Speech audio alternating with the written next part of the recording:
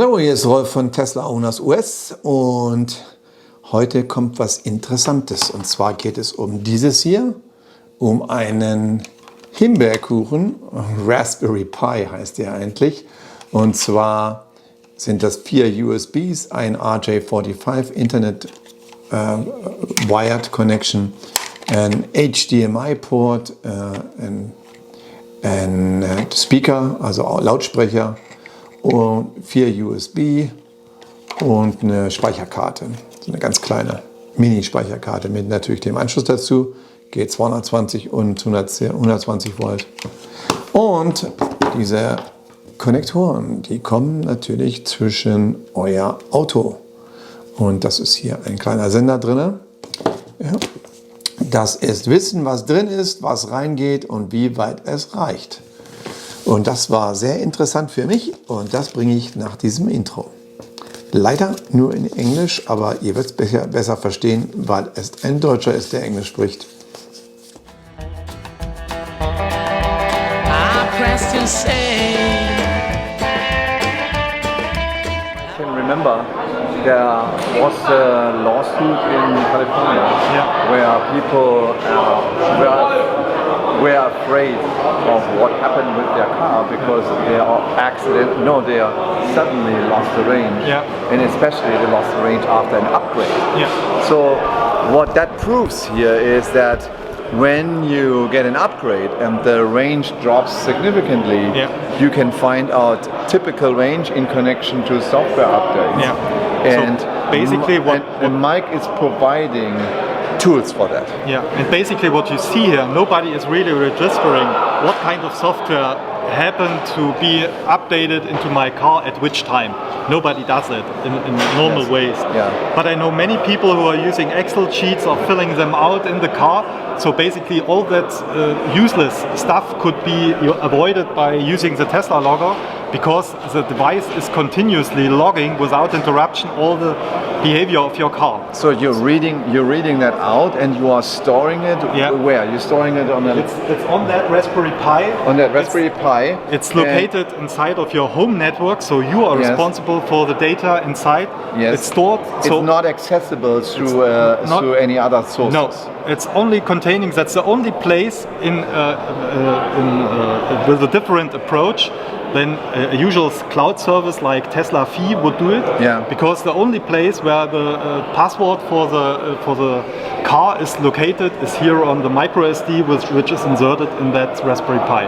There's no other place, so basically it's acting like the Tesla app, and it's you can read that out through your network. You're connecting it in the network, and then you have an app for that. It's simply a browser. It's a browser. So you're going to that server address in your own home network.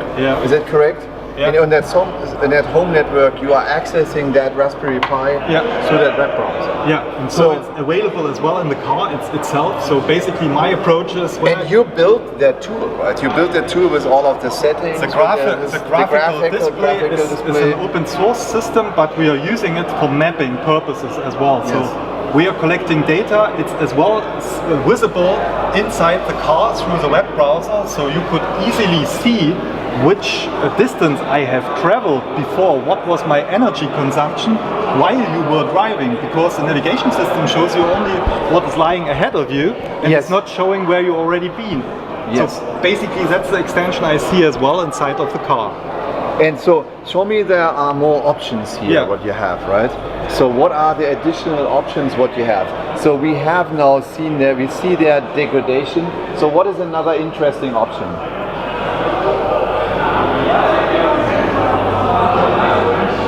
So you see, I see that degradation now, and then you are going down. There is SOC, it's state of charging, charging statistics, which means how often do I use my car in a way where it's left at the supercharger with 0% left, or 5%, 10%. That's basically that thing. Then you have a historic of the whole charging. And A charging history, yeah? Complete charging history of the car.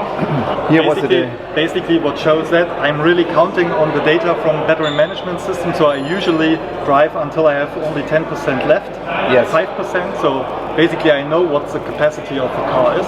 Yeah. On the other way, I could as well collect the data about state of charging statistic, to which percentage are you charging. It's showing as well how the user is behaving. How many times you're charging 100%, how many charging you're trying 95%, 90% and so on. Because basically that was the first question an insurance company was raising about the behavior of EV drivers. Because basically if you charge it until 100% and you leave the car like it is with 100% fully charged, then you're really causing degradation. Yeah, that's right? Basically the reason. That has to be avoided. That is also a proof for the insurance where you can say, look, I'm charging my car always to 80%, and why are you complaining about that? There are only so many times where I'm charging it high. Basically what I meant with leaving Excel sheets was as well that you never have to fill out any forms again, because you have graphs here in the car, which is showing how was the charging currently. That was basically near Leipzig, a charging situation yesterday, where besides myself was on another supercharger stall, Model 3. So you shared the supercharger with someone else, and you pulled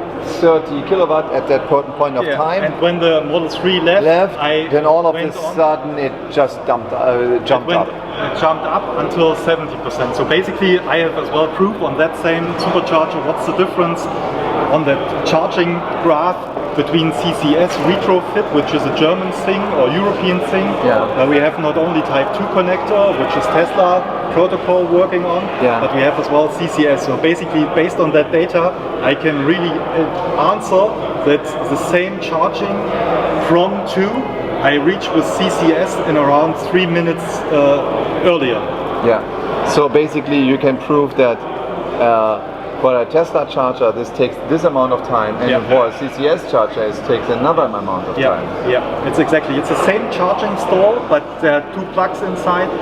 And one thing was as well, we have OBD hardware for battery management diagnostics inside of the car, and I created a report because I was questioned from a user, how much energy does it cost if you leave the OBD plug powered on inside of the car? Yes. And basically it was a virtual amount of money I have here arranged.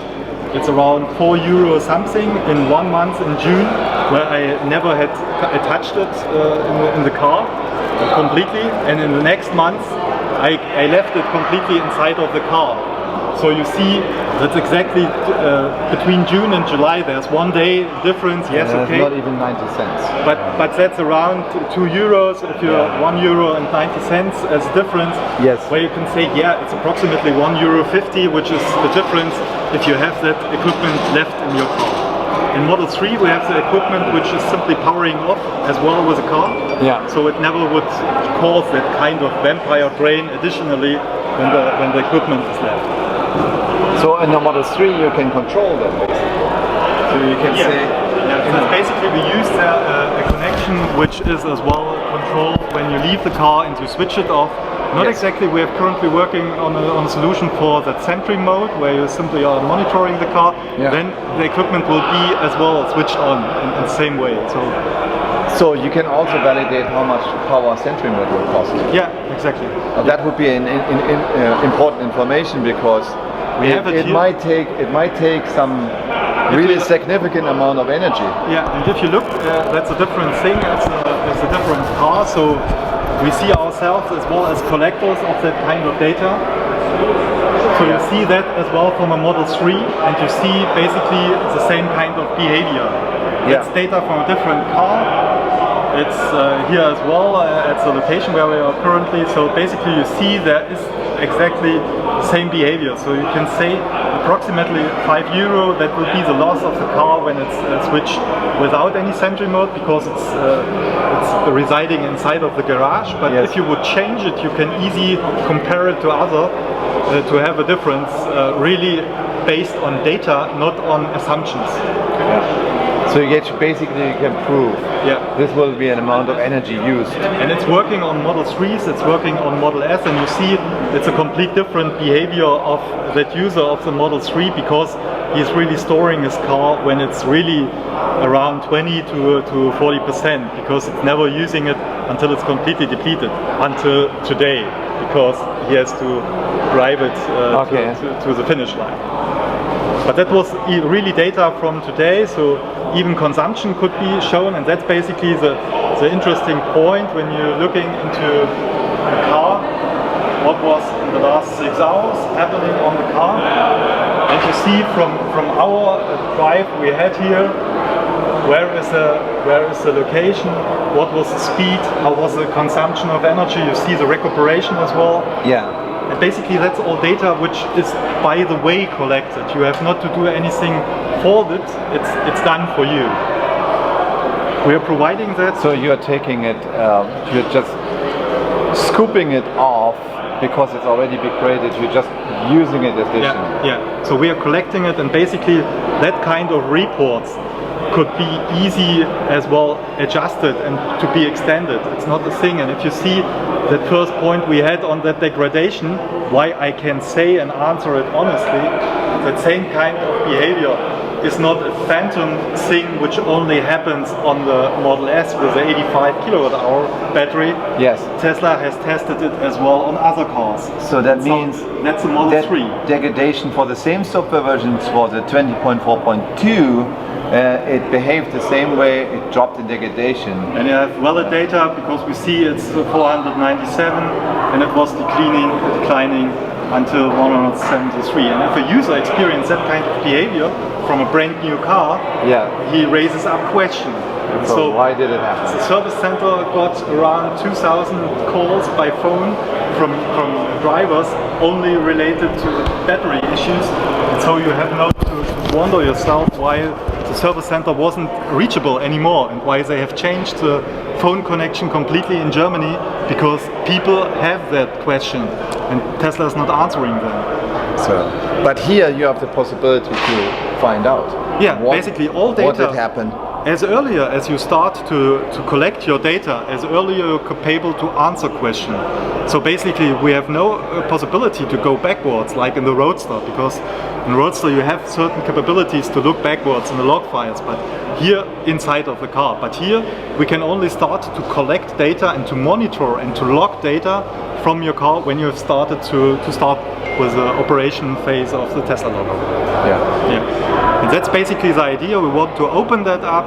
We want to allow the people to have access to that kind of data, and we are working on that. So basically what you're saying, that this is my car and it's my data. Exactly. Because basically in Germany I will force as well a lawsuit against Tesla, because like Microsoft has to announce what is the contents of the software package it is distributing towards the computer.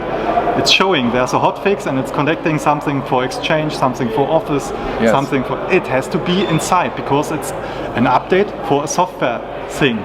Yeah. Currently Tesla is avoiding that kind of attitude because they're saying it's a firmware thing or something.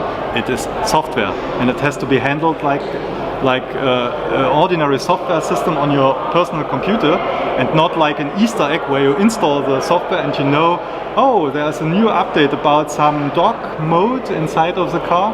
Like an Easter egg, you're opening up and you see, oh, there's some new thing inside. So basically that's what we intend to do. But that might be that something else has been installed here. Yeah, right? But at the same time, at that software version, I show it again. That software version, can you show that software version again when the software version is installed at that point of time?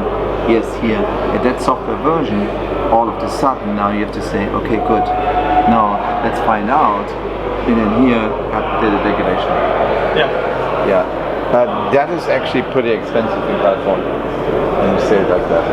Yeah. I know it, but if you look on that, it's valid data, it's showing, and we could even repeat that kind of thing. So we have currently, out of that previous open source attitude to the project, we have around 300. Then my last question is, what do you think? Why that happened? Why was that software update introduced? Because of that Shanghai accident in the garage. So basically they put a limit to prevent anything to happen again. But in result, if you look onto my car, Yes. It's really resulting in a thing where I, from now on, will charge my car completely until 100% state of charge. Why? Because I know that exactly 6.5 kilowatt hours are being spare. removed on the top. Yeah. So because of that, now I'm charging my car higher. And you see, even with that attitude, I never changed anything. I'm charging AC and DC, and I have as well the statistics I showed you inside of the car. So basically, after you had that update, you said, okay, I don't have to charge 90% anymore. Now I'm charging 95 or 100% because I know there's still a reserve on the top. Yeah, basically what you see here, that's my charging statistics. I know where I have charged, and it's easy and understandable. That's the thing which I most frequently visited is a supercharger, because I have free supercharging on my car. Yeah. And I see exactly at which point I'm charging. It's mixture of. And then you say how many times you are charging there, and yet you were at the Weimar supercharger 66 times. Yeah, so basically because I'm weekly traveling from Weimar to Berlin, yes. I have the amount of kilowatt hours I have charged, I have the... And then you had 1834 kilowatt, and yeah. So this is all really interesting stuff, what I'm thinking, and you get all of your data out of your Tesla. Yeah. So there's nothing been hidden anymore. Yeah. Every charging session can be done, and it's almost extendable to eternity, when you say to whatever you have. Basically, we are partners of even software developers who are going into the car with onboard monitoring, and with them together we can even use the data which is generated inside the car, and with Scan My Tesla or TM Spy, and you simply can store it as well together with all the other data which is collected through the API inside of one Tesla logger. Give us your information again. What is the company? What is the email web address? The web address is www.e-mobility-driving-solutions.de. And basically there's as well. And you're speaking English and German and Norwegian, Swedish. This is good, very good. So everybody can contact you and say, my data has not been hidden anymore, and I want to participate in the project. Yeah. You can supply them with the necessary hardware and software, and we can access also Model 3 soon. Yeah. Right. Exactly. Also Model 3s, and said we're currently the only suppliers who are providing that kind of solution for the Model 3s. We have developed it in the past, and currently we have shipping conditions to the US as well for 20 euros, and it will arrive in around 10 business days. Yes. That's already tested. Good. Hey, it was very interesting, that solution, and I'm also a fan of this is my car, this is my data. Yeah. So, and let's stay in contact on that. Let's stay in contact on that. I bring it on my channel, as you know, Tesla Owners US, and I've talked to Peter Gruber about that, and I'm doing a little bit more explanation because they are interested also to see what the history of that car is. Because if they buy, for example, a salvage car or other cars, they want to know what the history is. Or if they sell it, they want to tell them, hey, I'm selling this car. You want to give it with an honest feeling that you have not giving anything away for money which is simply damaged or something like that, with some hidden errors inside. Okay, that's all. Hey, thank you very much. All right, good. Thank you. Thank you. Bye. I pressed and say